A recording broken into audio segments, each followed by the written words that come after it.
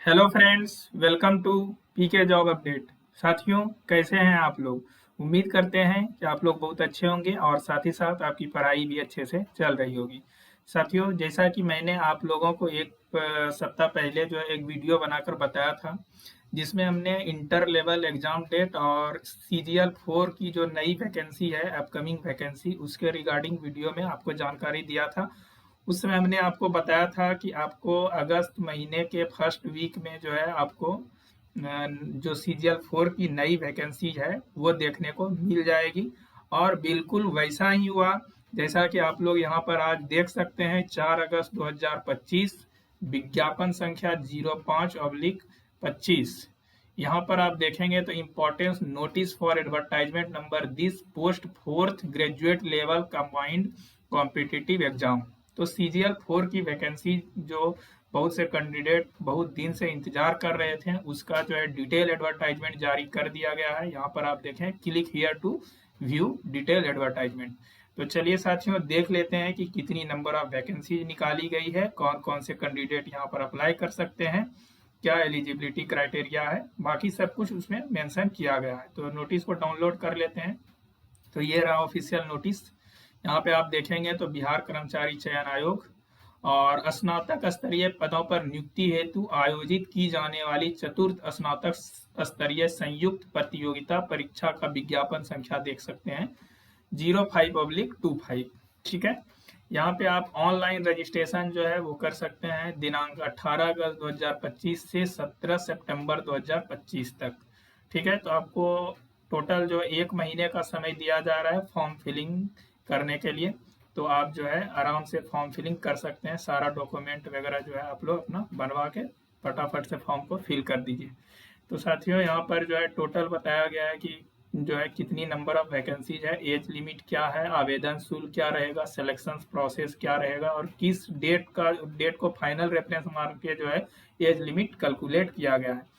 तो चलिए साथियों, सारे बात की चर्चा करेंगे इस वीडियो में। चैनल पे नए हैं तो चैनल को जरूर से सब्सक्राइब कर लीजिए ऐसे ही इंपॉर्टेंट अपडेट्स के लिए, और अपने दोस्तों के साथ भी वीडियो को शेयर कर दीजिए। ये रहा, देखिए यहाँ पर देखिए, सामान्य प्रशासन विभाग बिहार पटना के द्वारा विभिन्न विभागों कार्यालयों से स्नातक स्तर के पदों की रिक्तियां संबंधित अधियाचनाएं आयोग कार्यालय को प्राप्त हुई है। अधियाचना अनुसार चतुर्थ स्नातक स्तरीय संयुक्त प्रतियोगिता परीक्षा के लिए सुयोग्य उम्मीदवारों से ऑनलाइन आवेदन जो है मांगा गया है, और ये जो है आप देख सकते हैं ऑफिशियल वेबसाइट पर आमंत्रित किए जाते हैं। ठीक है। ऑनलाइन आवेदन भरने की विस्तृत जानकारी आयोग के वेबसाइट पर उपलब्ध है। यहाँ पर आप देखेंगे तो आपका पद का क्या नाम रहने वाला है, और यहाँ पे क्या जो आपका सैलरी लेवल रहेगा, और यहाँ पर जो एलिजिबिलिटी क्राइटेरिया, क्या एजुकेशनल क्वालिफिकेशन आपके पास होना चाहिए। तो पहला है सहायक प्रशाखा पदाधिकारी, वेतन स्तर 7। ठीक है। किसी भी मान्यता प्राप्त विश्वविद्यालय से आपने बैचलर कंप्लीट कर लिया है, स्नातक की डिग्री है आपको, तो जो है फॉर्म को फिल कर सकते हैं। कोई भी तकनीकी योग्यता की जरूरत नहीं है यहाँ पे। ठीक है। योजना सहायक, यहाँ भी लेवल 7 की जो आपको सैलरी जो है मिलेगी, और यहाँ पर सिर्फ बैचलर मांगा गया है।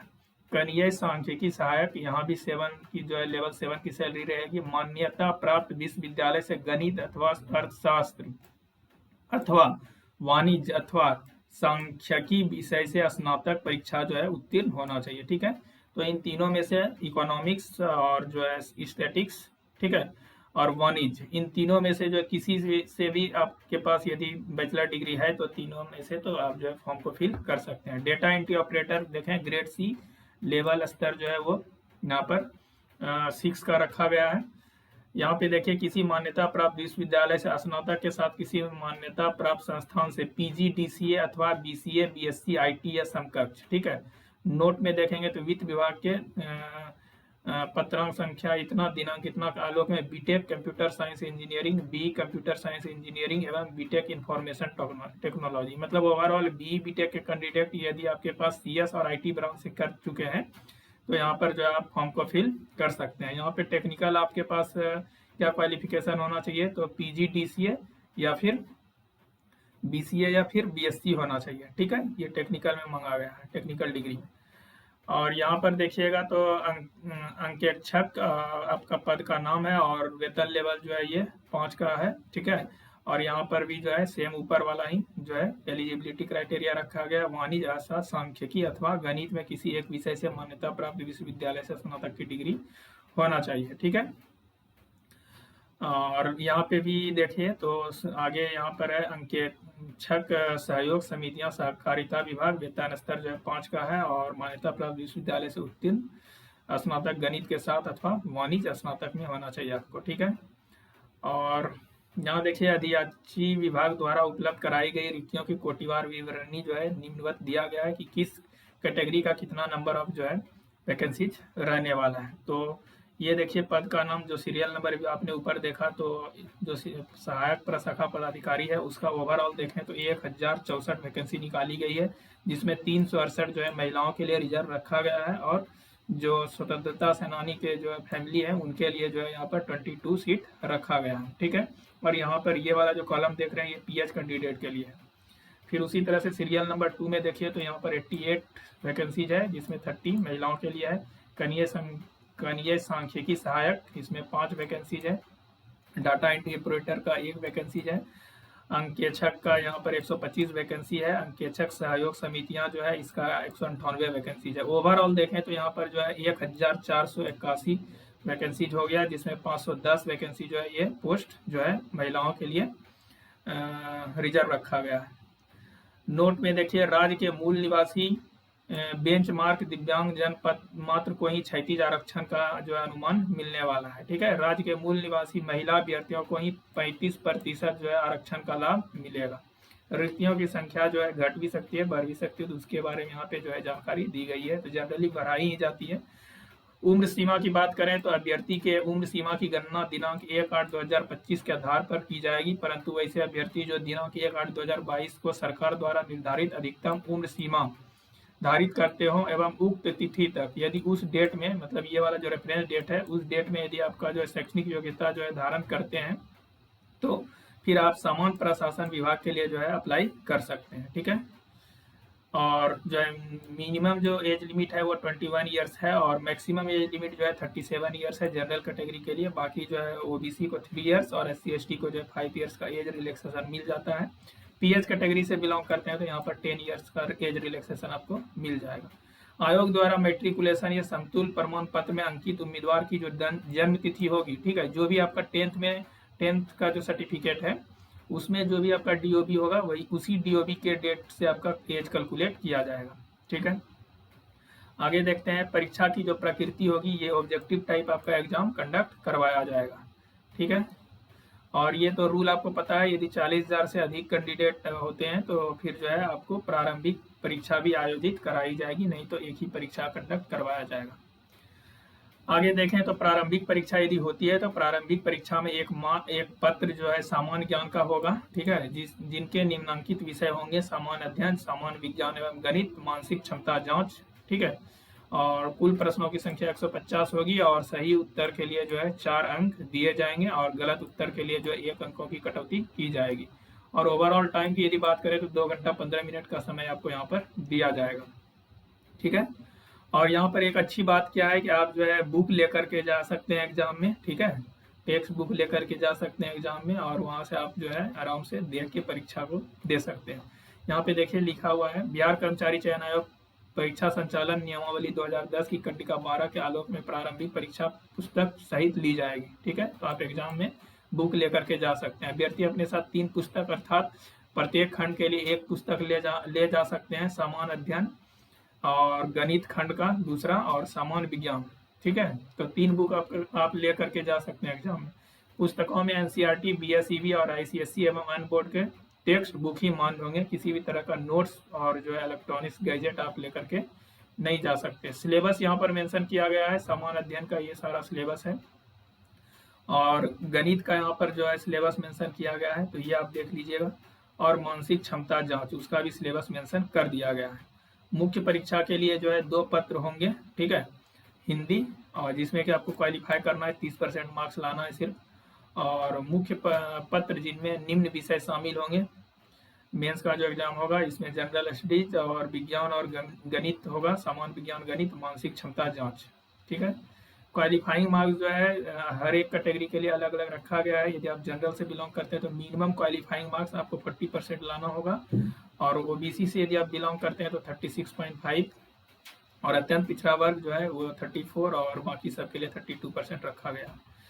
बात कर लेते हैं एग्जामिनेशन फी। परीक्षा शुल्क जो है 540 रुपया रखा गया है सामान्य वर्ग के कैंडिडेट के लिए, और बिहार के अस्थायी निवासी हैं, अनुसूचित जाति जनजाति से बिलोंग करते हैं तो 135 रुपया, और फीमेल कैंडिडेट के लिए भी 135 रुपया है। बाकी अदर कैंडिडेट के लिए 540 रुपया, मीन्स अदर स्टेट वाले के लिए 540 रुपया रखा गया है।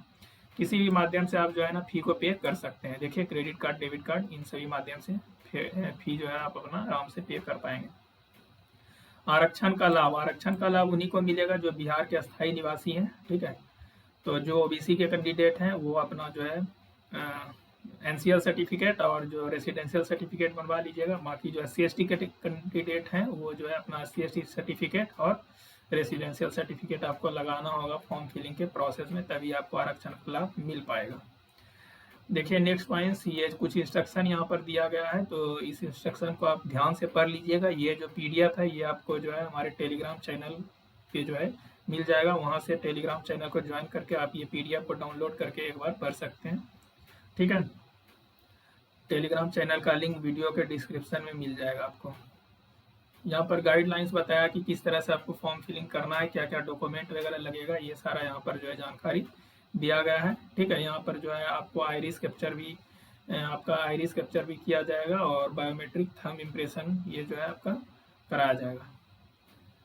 और यहाँ पे देखिए ऑनलाइन आवेदन प्रारंभ करने की जो तिथि है वो हमने आपको ऊपर भी बताया था, 18 अगस्त 2025 से स्टार्ट होगा और 17 सितंबर 2025 तक ये चलेगा। और ऑनलाइन आवेदन भरने की जो तिथि है वो है 19 सितंबर 2025। परीक्षा शुल्क जो है आपको जो है 17 सितंबर तक ही जमा कर पाएंगे। बाकी क्या क्या जो आपको डॉक्यूमेंट लगेगा वो जानकारी यहाँ पे दी गई है, ठीक है। मैट्रिक का अंक प्रमाण पत्र और जो PGDCA का सर्टिफिकेट है यदि आप उस फॉर्म को फिल करना चाहते हैं जिसमें ये मांगा गया था, और बैचलर डिग्री, ये सारा जो है जो भी कैटेगरी से आप बिलोंग करते हैं वो सारा आपको डॉक्यूमेंट यहाँ पर लगाना है, ठीक है। और जो लास्ट में आपको डिक्लेरेशन आएगा उसको सही से आप जो है पूरा डॉक्यूमेंट सही से अपलोड करके ये डिक्लेरेशन टिक करने से पहले एक बार पूरा जो है सही से देख लेना है, उसके बाद ये टिक करना है, ठीक है।